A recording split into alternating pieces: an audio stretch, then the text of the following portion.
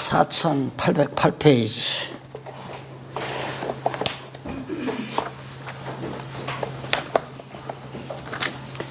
기타 이방에 대한 경고죠. 기타 이방은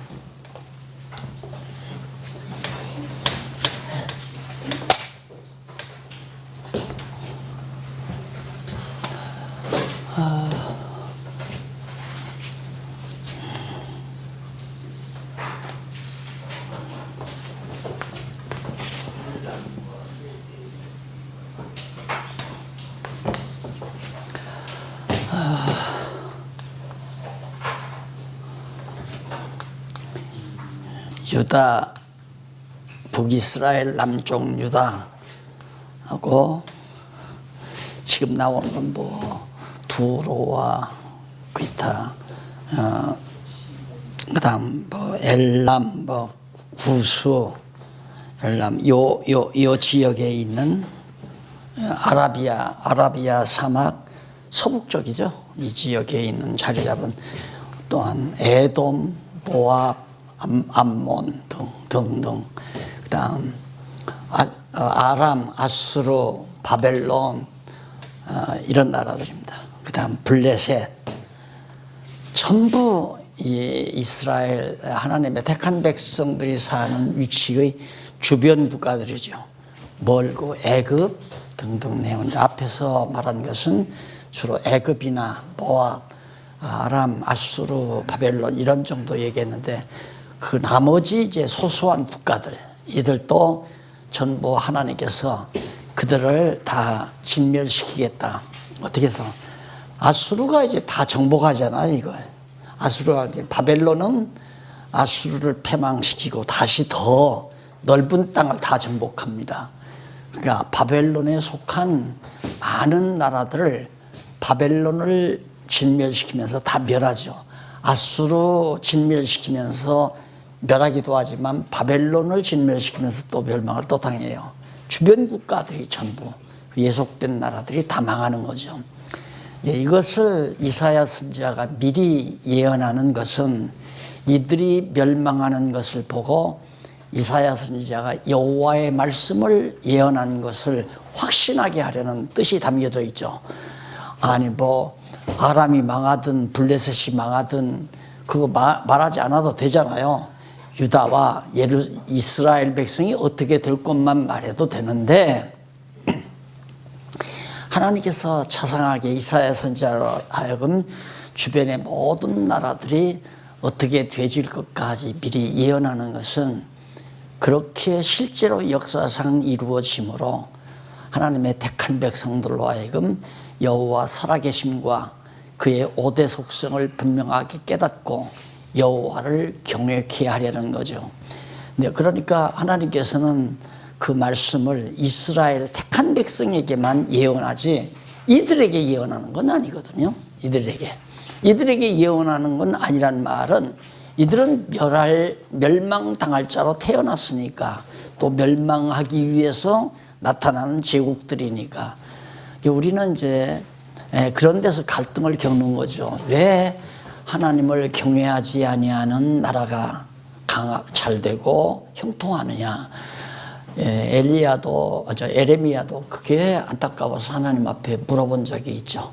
왜 하나님의 택한 백성이 아닌 사악한 나라들이 또 하나님을 경외하지 않는 악인들이 자식도 잘 되고 집안도 잘 되고 모든 것이 그렇게 형통합니까? 너무 답답해서 그걸 묻기도 했지만은 그것은 잠시 하나님께서 몽둥이로 쓰기 위해서. 그래서 인류 역사를 우리가 대충 살펴봐도 또 고대 역사부터 살펴봐도 애굽도 망했잖아요. 강대한 애굽이 망하고 아수르도 망하고 바벨론도 망하고 바비로니아 최고의 제국 아닙니까? 그다음 헬라도 망하고 페르시아도 망하고 헬라도 망하고 로마 제국도 망했잖아요. 그러니까 왜 망하는가? 잠시 쓰시려고 세웠기 때문에 망했다. 그러면 대한민국은 왜 안 망했는가?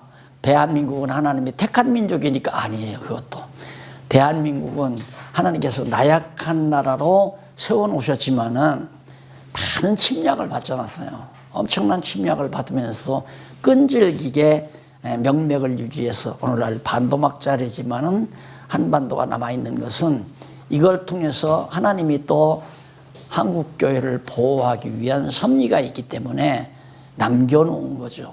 대한민국이 특별히 이스라엘 민족보다 선택받은 민족이기 때문에 그런 게 아니라 하나님이 이 땅에 세우신 하나님의 나라를 잠시 보호하고 지키기 위해서, 또 한국의 복음의 씨를 뿌리기 위해서는 나라가 있어야 되잖아요. 공산주의 치하에 집어넣으면 너무 어린 새싹을 짓밟아 버리니까 바로 공산주의 치하에다가 기르지 않고, 공산주의 치하에서 북쪽 교회가, 북한의 교회가 다 망했잖아요. 망하고 그들이 와서 남한에다가 복음의 씨를 뿌리게 됐고, 그 뿌린 씨가 지금 자라서 이렇게 성장을 했는데 이걸 지금 하나님께 또 타작을 하잖아요. 그래서 우리가 좀 읽어보면 타작마당의 비유가 나와요. 이게 지금 타작하는 거란 말입니다. 이게 다 어떻게 알고까지 하나님의 택한 백성까지 너나 할 것 없이 모든 열방을 막 두드려 팬다 이 말이에요. 왜? 그럼 알곡도 죽이려고 그러는가? 아니다 이거죠. 알곡은 바스러지지라는 거예요. 그러니까 쭉정이만 다 불려나가고 알곡을 고르기 위해서 그걸 이제 하나님께서 선지자로 하여금 예를 들게 만들죠. 그러니까 알곡 그걸 깨달으시면 하나님의 섭리를 깨달아 알 수 있잖아요. 자, 알곡과 쭉정이 아닙니까? 이것을 바로 세상 밭에다 뿌렸어요.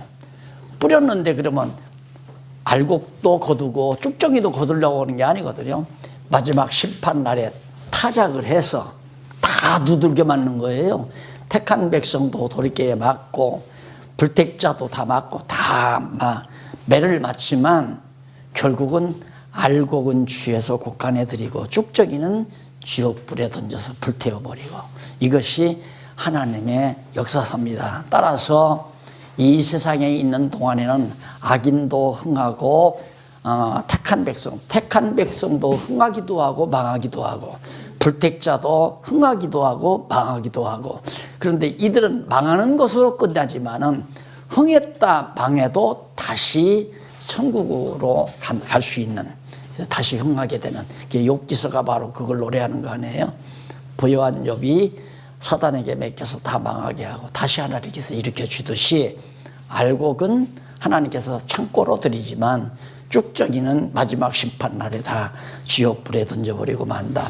그 원리가 오전 시간에 말씀드린 내용의 줄거림을 기억하시면서 이 부분도, 자 1절로 10절에 보면 바벨론이 엘람과 메대에 의해서 망한다고 예언합니다. 미리 이 바벨론이 메대, 엘람은 바로 파사국의 그걸 엘람이라고 그러죠. 그러니까 메대와 파사에 의해서 바벨론이 망할 걸 예언했는데 그대로 예언대로 메대가 바벨론에 반항하면서 파사가 거기 곁들어가지고 메대와 파사에 의해서 바벨론이 망했거든요. 그러니까 이사야 선지자의 예언대로 이루어지잖아요. 그 이유는 하나님의 섭리로 된 것이다. 메대와 파사가 바벨론을 쳐서 무너뜨린 것은 하나님의 작정하신 뜻대로 언약하시고 언약대로 선지자가 예언한 것에 의해서 그대로 이루어졌다. 그렇게 섭리하시는 이는 여호와 하나님이 살아계시다. 그리고 여호와 하나님의 5대 속성에 의해서 모든 역사가 진행된다. 이것을 깨달아 알게 하기 위한 거죠. 이렇게 요약 정리를 하면 성경은 아주 쉽고 간단하다. 모든 성경은 아주 쉽고 간단하다. 성경에 나오는 단어나 지역 같은 것은 그저 얼마든지 그런 것들은 과거 연구한 학자들에 의해서 다 찾아볼 수 있으니까 그건 별로 어려운 거 아니잖아요. 근데 왜 그럴까? 그 의미가 매우 중요하죠. 의미.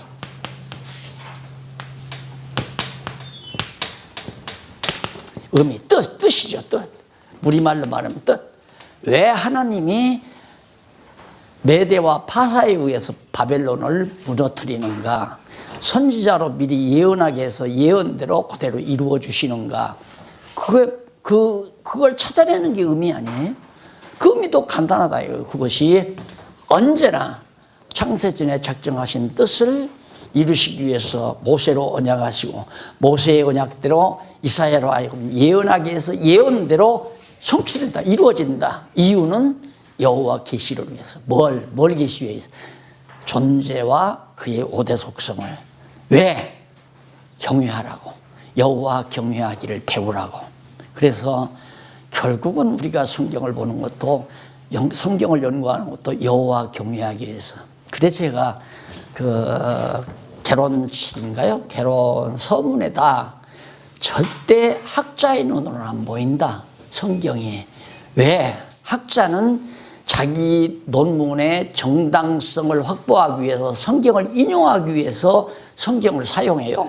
그러니까 자기 논문의 정당성을 확보하기 위해서 성경을 사용하기 때문에 성경의 본뜻이 알아질 수가 없죠. 또 신학도의 눈으로는 안 돼요. 신학도도 역시 자기 학점 인정받기 위해서 성경을 보니까, 실력 기르기 위해서. 또 목회자 눈에는 더더욱 안 보이죠. 목회자를 왜 성경 보는가? 금요일부터 성경 보는 이유는 설교 준비하기 위해서. 그래서 내가 설교를 해야 되겠는데 성경 본문을 어디를 택할까? 무슨 말을 할까? 이거 위해서 성경을 보니까 안 보이는 거죠. 그럼 뭐를 위해서? 죄인의 눈으로야 보인다. 그 말이 그거예요. 죄인의 눈으로는 정말 여호와 하나님이 살아계실까? 살아계시면 나는 지옥으로 보내실까? 천국으로 보내실까? 왜? 나는 죄인이니까.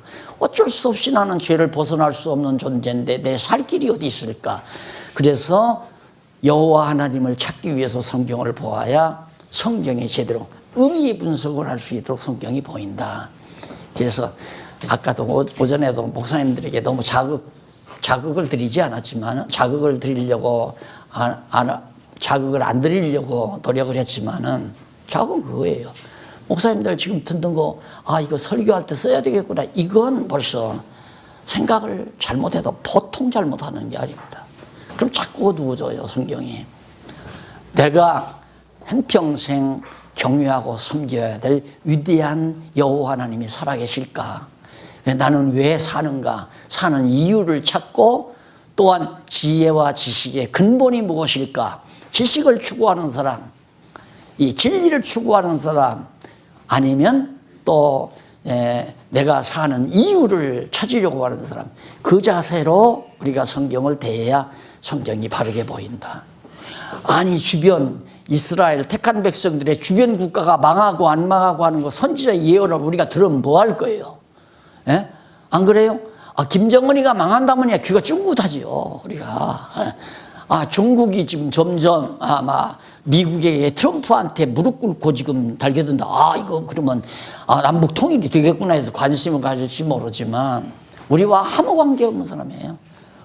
완전히 저기는 아시아 서쪽이고 우리는 아시아 동쪽에 아주 거리도 멀고 주변 환경도 전혀 다른 우리들이란 말입니다.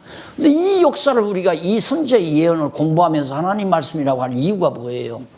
의미를 모르면 아무런 의미가 없어요. 그러니까 선지서 한 대 아니에요, 사실상. 한 대고 더러더러 이제 구절, 필요한 구절만 딱딱 따다 쓰는 정도의 그런 입장이지, 선지서 전체를 이렇게 맥락적으로 이해해서 총체적인 의미를 파악하지 아니하면 우리가 공부하는 의미가 없다. 그래서 거기에 이제 망한다는 예언대로 경고도 하나의 예언이에요. 쉽게 말하면 경고처로 예언하는 거니까. 그래서 두마를 향해 환란이 다시 온다고, 여기 21장 11절로 12절 두마라고 나오잖아요. 왜? 두마는 물론 에돔을 가리켜요. 여기 에돔이 두마라고 표현을 하는 거죠. 그런 것들은 일반 주석에도 다 나오고 사전에도 다 나와요.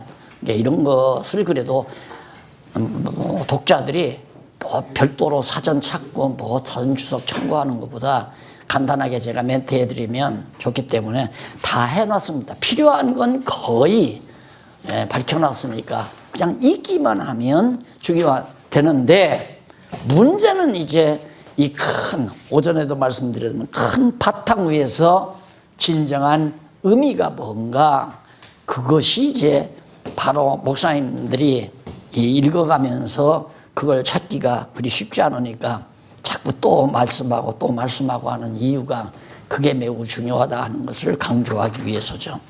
그 다음 21장 13절로 17절, 아라비아를 향해 환란이 온다고 아라비아 역시 이 아라비아 사막 아니에요? 서북쪽이면 홍해바다 이쪽 원절이 사막지대. 이게 바로 아라비아를 향해서 너희도 이제 환란이 온다. 당연하죠. 아수르가 여기를 북쪽 이스라엘을 치고, 그 다음 이제 유다도 치고, 점점 먹으려고 블레셋도 치고, 그 다음 애굽도 치고 아라비아도 치고 해서 자꾸만 이제 제국을 넓혀가기 위한 거기 때문에 이 아수르와 바벨론 사이에서 세력이 강화될 때마다 반드시 아라비아도 환란이 온다. 그리고 1절로 14절 22장, 예루살렘에 가증한 일로 인한 멸망을 슬퍼합니다. 자, 얼른 보면, 자, 그러면 이방 민족도 환란이 오고 멸망이 오고 하나님의 택한 백성도 멸망한다. 그러니까 성경 독자들은 이거 봐라, 죄지면 너나 할 것 없이 다 망하는구나. 이스라엘의 택한 백성도 죄지니까 망하고 이방 나라들도 죄지니까 하나님께서 전부 멸한다. 그러면 누구를 구원하느냐? 하나님의 뜻대로 사는 자를 하나님이 구원한다. 이렇게밖에는 알 수가 없잖아요. 뭘 모르니까, 타작마당의 비유를 모르니까. 알곡과 쭉정이는 벌써 영원전에 다 작정된 거 아니에요. 누구가 알곡이고 누구가 쭉정인가 다 정해져 있단 말입니다. 그러면 이 세계가 바로 쭉정이와 알곡이 존재하는 곳인데, 알곡은 물론 하나님의 택한 백성이고 쭉정이는 나머지 민족들 아니에요. 그러면 쭉정이와 알곡을 같이 도리깨로 다 두들겨 패야 할 거 아닙니까? 타작을 하려면. 그러니까 심판 때는 다 두들겨 맞는 거예요, 다. 그러나 심판 후에 알곡은 건져서 창고에 들이고, 쭉정이는 그냥 바로 불로 태워버리고. 이게 타작마당의 비유를 그래서 할 수가 있는 거죠. 예수님은 이런 비유를 뭐라고 그랬냐면, 청지기가 가서 씨앗을 뿌렸어요, 밭에다가. 씨앗을 뿌리고 며칠 있다가 가보니까 막 알곡도 나지만 잡풀들이 우북이 났단 말입니다. 주인이요, 밭에 가보니까 뿌린 알곡도 다 싹이 났지만은 뿌리지 아니한 잡초도 많이 우거졌습니다. 가서 밭을 메고 쭉정이 이 잡초는 다 뽑아야 될까요? 그러니까 가만 놔둬라 이 말이에요. 가만 놔둬라. 그 가만 놔두라는 말이 보호해라 그 말입니다. 왜 보호? 같은 보호지만은 창세기부터 여러분 목사님들께서 읽어보셨겠지만은 어떻게 된 건지, 아벨의 후손 셋의 자손도 하나님이 보호하고, 범죄한 동생을 죽인 가인의 후손도 하나님이 보호를 해요. 똑같이 보호한단 말입니다. 자, 제가 성경 연구하면서 아찔했기 때문에 지금 드리는 얘기, 이거 뭐야 그러면? 동생을 죽인 가인, 그놈은 씨를 말려버려야 하잖아요. 그렇잖아요. 동생을 범죄를 했으니까 씨를 말려야 하는데, 하나님께서 그놈에게도 딱 보호를 해서 어떻게 언약을 해요. 약속, 네게서는 요랑이 난다. 너도 많은 나라를 이루고. 이거 답답할 일 아닙니까? 하나님께서 아담에게 언약한 그 언약을 이루기 위해서 하나님이 선택하신 아벨의 후손을 통해서 생육하고 번성하고 한다면 그건 쉽게 성경이 풀려나가겠는데, 도저히 그것 때문에 얼마나 고민했는지 모릅니다. 그런 문제 때문에. 그 뒤로도 마찬가지. 악인들도 다 하나님이 보호해요. 멸하지 않게. 그게 바로 그 밭 주인이 청지기한테 알곡도 가만 놔두고 잡초도 가만 놔둬라. 왜? 알곡이 다칠까 두렵다. 그러니까 잡초를 뽑다가 알곡마저 뽑힐까 두려우니까 가만 놔두라. 그러니까 함께 기르겠다 이거죠. 바로 그것이 이 세상이에요. 악인도 불택자도 이 세상에서 잘 먹고 잘 살고, 택자도 잘 먹고 잘 살고, 불택자도 망하고 택자도 망하고 같이, 보기는 그저 택자인지 불택자인지 분별이 없는데 확실하게 드러나는 것은 마지막 심판 때. 다시 말해서 탈곡을 해봐야, 타작을 해봐야 알곡은 드러나고 쭉정이는 다 바람에 불려 날아가잖아요. 그때 완전히 갈라지는 거죠. 그때까지 보호하라 이 말이에요. 그러면 똑같이 가인의 후손이나 셋의 후손이나 하나님이 같이 보호하고 언약을 하는 건, 가인의 후손도 생육하고 번성해서 나라들을 많이 이루지만 그건 망하기 위한 하나님의 섭리예요. 결국은 망하게 하기 위한, 결국은 지옥 보내기 위한 하나님의 섭리. 그러기 위해서 하나님이 보호하는 거예요. 때를, 심판의 날을 기다리면서 보호하는 거란 말입니다. 그리고 요한계시록에 보면 그 순교자의 영들이 제단 밑에서 기도를 합니다. 언제까지나 우리를 신원해 주렵니까? 주의 이름을 위해서 목숨을 결국은 버리게 된 우리들의 그 억울함을 언제 신원해 주렵니까? 그러니까 예수님께서 좀 기다리라 이 말이야. 아직 때가 안 됐다. 언제까지요? 순교자의 수가 찰 때까지. 내 마음 같아서는 지금 당장 하늘에서 불을 쏟아서 전부 다 죽여버리면 좋겠지만 아니다. 그 참는 기간이 바로, 때를 바라면서 기다리는 기간이 바로 보호예요. 하나님이 정하신 때에 멸망시키기 위해서 보호받는 거예요. 잡초가 마지막 불 속에 들어가기 위해서 그냥 보호되는 것처럼, 알곡은 지옥 가기 위해서 보호받는 게 아니라 천국 보내기 위해서 보호하는 거고. 그래서 똑같은 보호라도 마지막 결론이 다르다. 이렇게 딱 정리되니까 성경이 술술술술 다 풀려가잖아요. 맞다. 아, 저 사람도 예수도 안 믿는데 사업 잘 되네. 아, 저 사람 주식값이 올라갔네. 야, 땅 사는 게 막 올라가네. 하나님이 보호하니까 그래요. 왜? 멸망시키기 위해 생육하고 번성시키려고. 근데 예수 믿는 사람, 목사님이 투자했는데 완전히 교회 돈 가지고 몰래 투자를 했잖아요. 왜? 빨리 투자해서 돈 불려가지고 교회당 주려고. 근데 왕창 다 날아가 버리. 그래서 교회에서 문제되는 목사님들이 얼마나 많습니까? 성도들 몰래 건축연보 모아놓은 거 몰래 갖다가 딱 주식에 투자했다가 망해버리는 거. 그러면 하나님이 쓰시는 종은 망하고 하나님이 지옥 보낼 자식은 흥해서 자손이 잘 먹고 잘 살고 번창하고. 왜? 그렇게 해서 교회를 핍박하는 자 만들기 위해서, 다시 말해서 하나님의 백성들을 쳐서 괴롭히기 위해서 아수르로 하여금 강하게 하고 바벨론으로 하여금 강한 제국을 만든다. 유다는 자꾸, 하나님의 택한 백성은 조그만 민족이 그나마도 갈라져가지고 아주 미약해지잖아요. 유다족 국들은. 하나님이 도리어 이 땅에서는 하나님의 백성들을 나약하게 하시고 불의한 자들은 번성하고 왕성하게 하시고. 왜? 사단에게 맡겨서 왕성하게 하는 거죠. 그렇게 해서 결국 마지막 날에 같이 똑같이 보호하지만은 하나님의 택한 백성은 천국으로 보내기 위해서 보호하고 불택자들은 지옥 보내기 위해서 때가 올 때까지 보호해 놓는 거고. 자, 예루살렘도 망한다고 했죠. 슬퍼하고. 자, 5절로 14절까지 22장. 아수르 군대로 범죄한 예루살렘을 멸한다고. 자, 아수르 군대, 아수르 제국이 이게 다 바벨론 제국으로 이루어지잖아요. 아수르도 예루살렘에 쳐들어왔었잖아요. 쳐들어와 가지고 난리를 치고 히스기야 왕 때. 그러니 남쪽 유다도 쳐들어오는데 블레셋은 뭐 말할 것 없고 구스도 말할 것도 없고 아라비아도 말할 것도 없고 완전히 다 쳐서 먹는 거죠.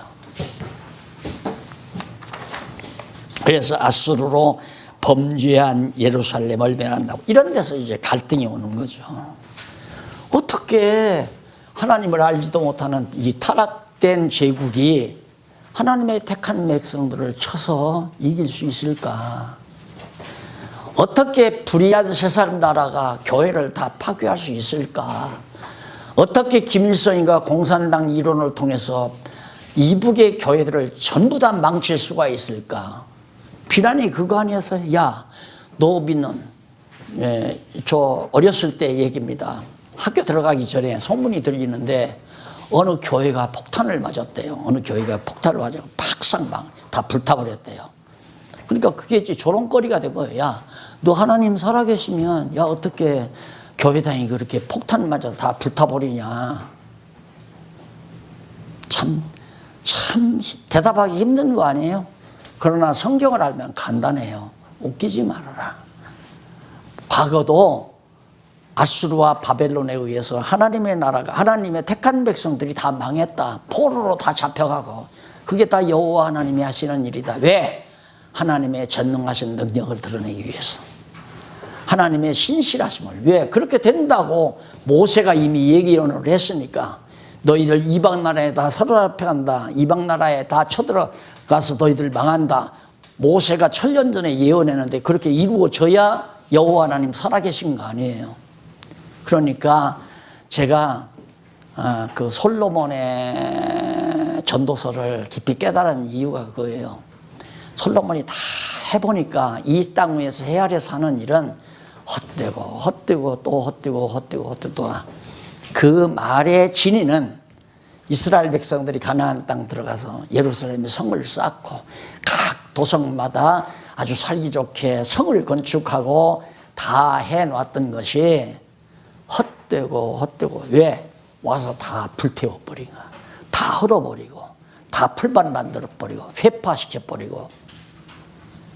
그래서 솔로몬이 헛되고다. 그러나 해 아래서가 아니고 하나님이 하시는 일까지 우리가 적용하면 그 일을 통해서 여호와 경외하기를 배우게 하시는 그것이 바로 유익하다 이거예요. 그게 영원한 일이다. 우리 하나님께서는 여호와 경외하기를 배우게 하려고 세웠던 거 헐어버리고 또 던졌던 것이 떨어지게 하고 낳았다가 죽어가게 하고 헛된 일 같지만 그 일을 통해서 여호와 경외하기를 배우게 하는 영원한 일을 하나님이 하신다. 그게 전도서예요. 그래서 우리가 이 세상 사는 이유는 여호와 하나님을 깨달아 아는 데 목적이 있습니다. 내가 무슨 큰 일을 하고 내가 돈을 많이 벌어서 선교 사업을 크게 온 세계 각국에 선교 기지를 세우고 선교사들을 수십 명 수백 명 파송을 하고 설령 그렇게 했다 하십시다. 그거 내 일인가요? 하나님께서 할 수 있게 환경을 줘서 하게 하신 거기 때문에 내 공로가 전혀 아니에요. 다만 어떻게 하나님께서 나 같은 곳으로 하여금 이런 거대한 일을 할 수 있게 하셨을까? 정말 전능하신 여호와 하나님 살아계시구나. 그 믿음, 그런 여호와 하나님을 깨달아 알게 하기 위한 놀라운 하나님의 섭리였다고 믿는 것이 가장 정직하고 올바른 생각이다. 따라서 나는 지금 왜 사나? 하나님께서 더욱 하나님 아는 지혜를 더 풍성히 가지고 여호와 하나님만을 경외하며 찬양케 하기 위해서, 여호와만을 자랑하기 위해서. 그 여호와 자랑하는 게 지금 내가 지금 여기 서 있는 것도 간단히 말하면 여호와 자랑이에요. 여호와 하나님 살아계시죠? 지금 자랑하잖아요. 여호와 하나님 전능자지요, 신실하신 분이죠, 주권자이시죠, 자비하신 분이고 영원하신 하나님 아닙니까? 그 계속 여호와만 자랑하잖아요. 그러니까 내가 여호와 하나님이 누구인지를 배웠기 때문에 자랑이 나가는 거거든요. 자랑한다는 거 찬양한다는 거고요. 찬송 불러야 찬양하는 게 아니라 아까 서성의 은혜는 하늘 같아서 나는 그게 하나님이 오실 때 얼마나 주책이냐. 또 하나님의 은혜가 하늘같이 내 은혜가 아니잖아요. 그러나 하나님을 모르는 사람들은 그렇게 할 수밖에 없잖아요. 예. 제 집사람이 이제 저하고 오래 살다 보니까 뭔가 좀 알잖아요. 언제부턴가 자기가 찬송가를 다시 쓰겠대. 찬송가 가사를 쓰면서 나처럼 자는 시간도 잊어버리고 12시가 지났는지도 잊어버리고 나는 들어가서 잠자려고 하는데 들어오지를 않아. 가만히 보면 가만히 문 열고 보면 밖에서 딱 찬송가 놓고 그가 고쳐나가더라고. 이렇게 말하면 스승의 은혜가 하늘 같아서가 아니라 여호와의 은혜가 하늘 같아. 그렇게 고쳐나가는 거죠. 재밌대요. 거기에 빠지면. 예. 그래서 정말 우리가 이 세상 사는 동안 하나님 여호와의 그 위대하심과 장엄하심을 깨닫고 어디 가서 그분 자랑하는 맛이 얼마나 좋은가는 목사님들도 경험들어 하시잖아요. 왜 자식 낳아서 훌륭하게 기르려고 합니까? 고등고시 패스해서 판검사가 됐어요. 친구들한테 합격 낼게 뭐여? 별장 어디로 모여? 왜?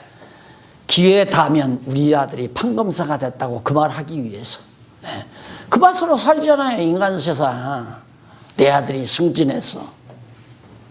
나도 해보니까 알아요. 우리 막내딸년이 여기저기서 끌어가가지고 호주까지 갔다가 또 한국에서 끌어가지고 내일 모레 오거든요. 언젠가 말만 나오면 그 말을 살살살살 지금 여기서도 했네요. 여기서도 지금 막내딸 자랑했잖아요. 큰딸 자랑도 좀 해요. 큰딸. 에? 큰딸도 자랑하고 싶죠. 목사님 큰딸 자랑 한 번도 안 하시죠. 한쪽으로 치우치지 마세요. 다 자랑하고 싶죠. 근데 여호와 하나님 자랑한다는 것이 찬양한다, 자랑한다. 여호와 하나님 높인다. 똑같은 말이에요. 그러니까 내가 음정이 제 음정이 잘 안 나와요. 귀가 약간 상하니까 나는 정확하게 낸다고 하는데 이상한 얘기가 이상한 음정이 나는 거예요. 그러니까 찬송 부를 때는 그냥 글자만 보고 내용만 보고 넘어가고 하는데 이게 지금 찬송하는 거죠. 어디 가든지 내 자랑하는 게 아니라 여호와 하나님 자랑하고. 지난번에도 얘기했잖아요. 목사님들 지난번 대전에서 모였는데 몇 분이 오셔가지고 패널로 활동하시는데 이거 가르칠 때마다 박용기 목사 했더니만 교인들이 싫어하더라고. 당연히 싫어하죠. 박용기 목사 누군지도 모르는데 그냥 자기가 존경하는 목사님 박용기 목사 그러니까 기분 나쁘잖아요. 내가 존경하는 목사님 이름이 드러나야 되는데. 그래서 내 자랑하지 말고 하나님 말씀 그대로 순수하게 이게 성경입니다. 성경은 이렇습니다. 누가 깨달으면 어째요? 누가 깨달았으면 무슨 이유냐 말입니다. 하나님이 깨닫게 해서 깨닫게 된 건데 이름 내려고 하나님이 깨닫게 한 거 아니잖아요. 내 이름 내려고. 하나님 여호와의 이름을 자랑하게 하려고 깨닫게 한 거니까 정말 여호와를 찬양케 하려고. 그것이 하나님이 우리를 가난하게 해서 힘없게 해서 남겨놓도록 보호하신 거죠. 그러니까 힘없게 하는 것도 하나님의 보호섭리예요. 불택자들은 강하게 하는 것이 하나님의 보호섭리고. 왜? 몽둥이로 쓰고 내버리려고. 몽둥이로 쓰고 누구를? 사랑하는 당신 백성들을 때리고 너 참 수고했다고 선반에다 올려놓고 모시려고 하는 게 아니라 너 할 일은 끝났어. 그리고 쳐넣어버려. 화목으로 태워버리잖아요. 그러니까 하나님의 택한 백성들이 너무 잘 되는 것도 성경 깨닫고 나면 이거 불안하다 이거 조심해야 되겠다 이럴 수밖에 없죠. 이거 왜 날 자꾸 잘 되게 하나. 옛말에 그런 말 있잖아요.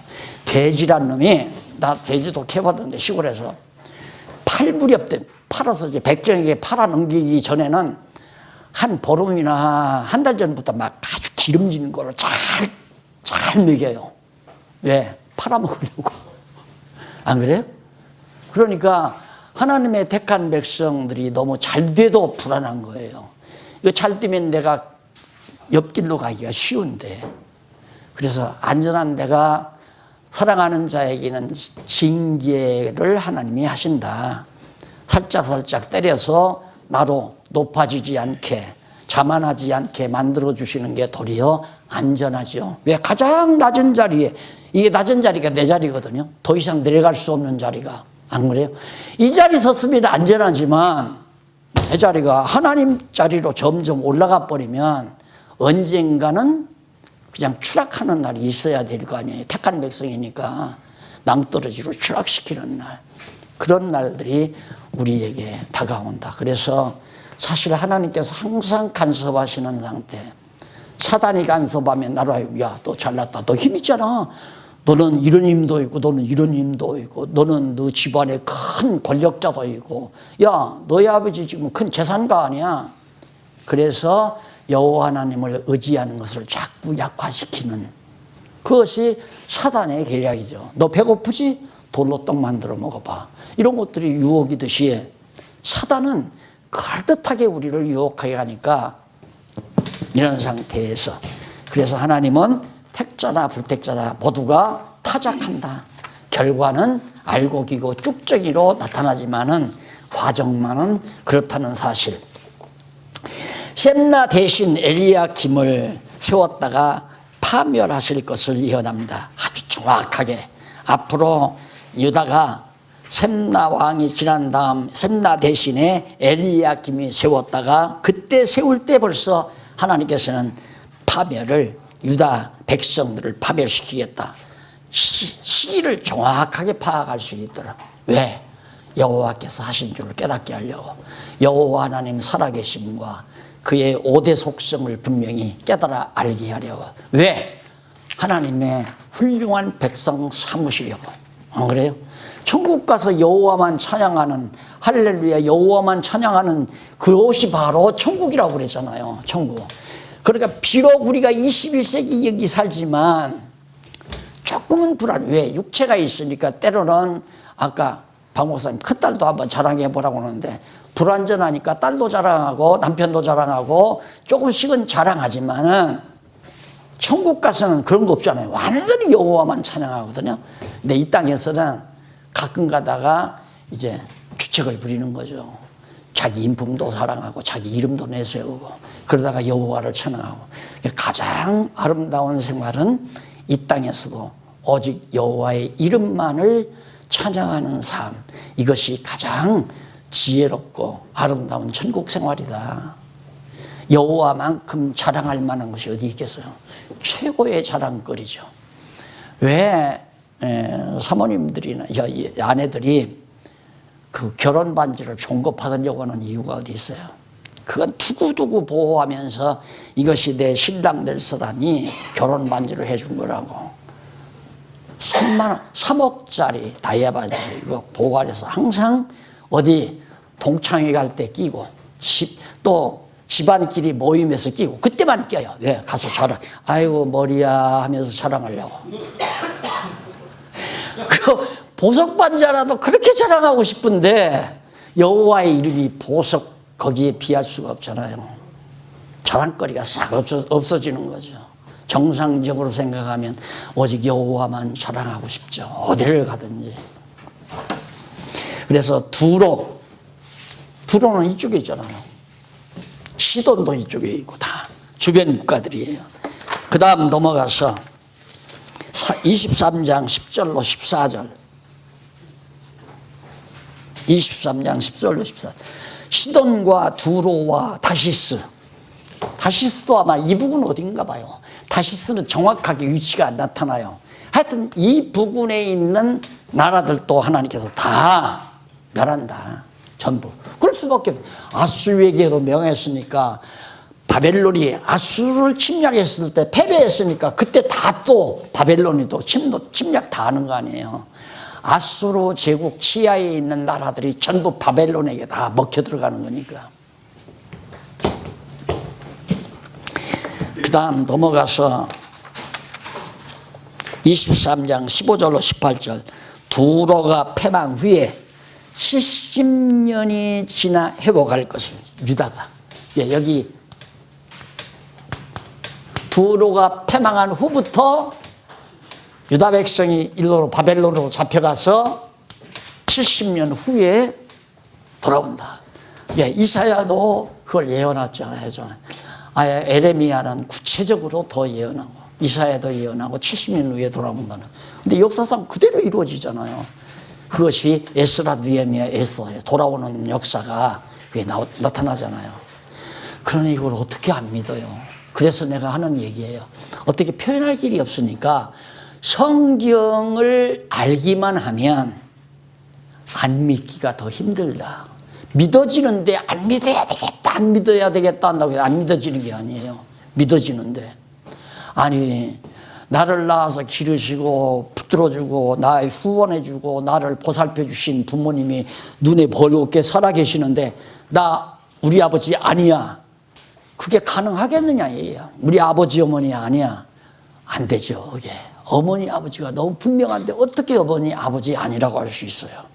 그러니까 사실 우리가 여호와 하나님만 바르게 자랑을 하면, 정말 똑똑히 자랑만 하면 택한 백성은 다 믿음이 자라게끔 돼 있어요. 믿음이. 그러니까 하나님께서는 그거예요. 이 택한 백성을 지금 21세기에 사는 내가 말씀을 가리키는 교회 안으로 불러들였어요. 구원은 이미 확정된 거 아니에요. 그러니까 로만 개독주의자들이 교회는 구원시키는 장소다 하지만 우리 개혁파 신학은 아니다. 구원받은 자들이 모이는 곳이다. 왜? 하나님의 말씀으로 잘 양육하라고 해요. 거듭나고 중생에서 이미 하나님의 백성이 된 자가 교회를 오는 거란 말입니다. 교회 안으로. 그럼 뭐로 하나님께서 일로로 보내는가? 기름진 양식 먹여서 튼튼하게 기르라고. 왜 튼튼하게 기르라고? 그도 여호와를 자랑하는 자가 되게 하려고. 그래서 진리가 보존되고 전승되고. 교회는 구원시키는 것이 목적이 아니라 진리를 잘 보호하고 보관하고 변질이 안 되게, 그리고 그 진리를 계속 전파케 하려고 지상에 주님의 몸 되는 교회가 필요한 거 아니겠어요?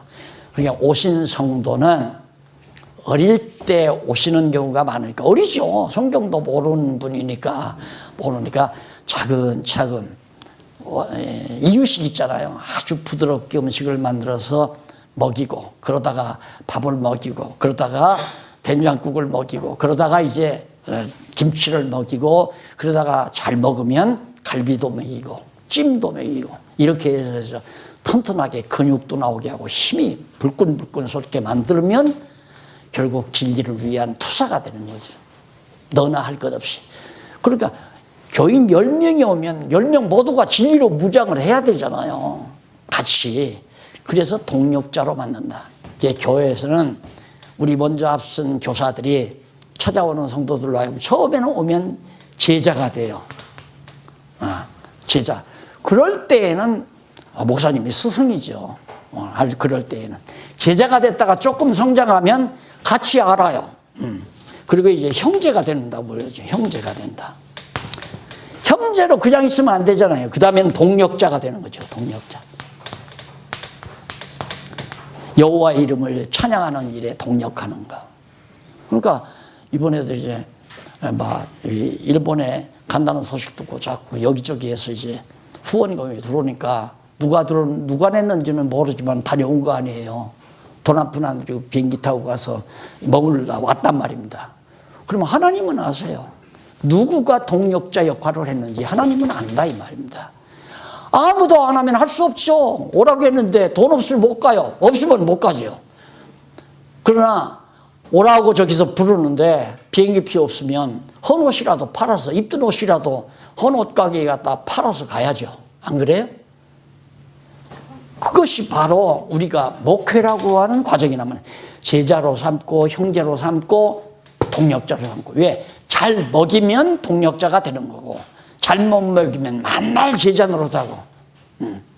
그래서 하라는 거나 하고, 하라고 안 하면 안 하고, 이게 제자 아니에요? 만날 공부만 하려고 하고, 와서 배워도 끝이 없어. 10년 전에도 배우지만 또 10년 후에도 또 배워. 그럼 이거 안 자라고 그냥 완전히 아기가 낳을 때 그대로 크지도 않고 죽지도 않고, 나중에는 부모의 정말 애통거리가 되잖아요. 그래서 찾아오는 영혼에게는 철저하게 신령한 양식으로 하나하나 수준에 맞게 가르쳐가면 반드시 동력자가 된다. 이건 임상 거친 거라고 내가 그랬잖아. 성경도 그렇게 말씀하지만 실제로 그렇게 된다. 잘 가르쳐 놓으면. 우리는 그러나 이렇게 생각하죠. 잘 가르쳐 놓으면 내게서 떠난다. 내게서 떠나지만 하나님 안에 있어요. 하나님 아래, 하나님의 지배 아래 있어요. 내게서 떠나는 건 당연하죠. 제자는 내게 속해 있지만은 형제도 내게서 떠나잖아요. 따지고 보면. 형님 그러면 안 돼요 하고 대드는데 형제는. 그러나 동력자는 완전히 떠난 것 같지만 다 그리스도 안에 있다. 그래서 정말 선한 일에 하나님이 기뻐하시는 일에 함께 동력하는, 함께 일하는, 각자가 받으면서 따라서 일하는 하나의 동력자로서의 삶을 살게 된다.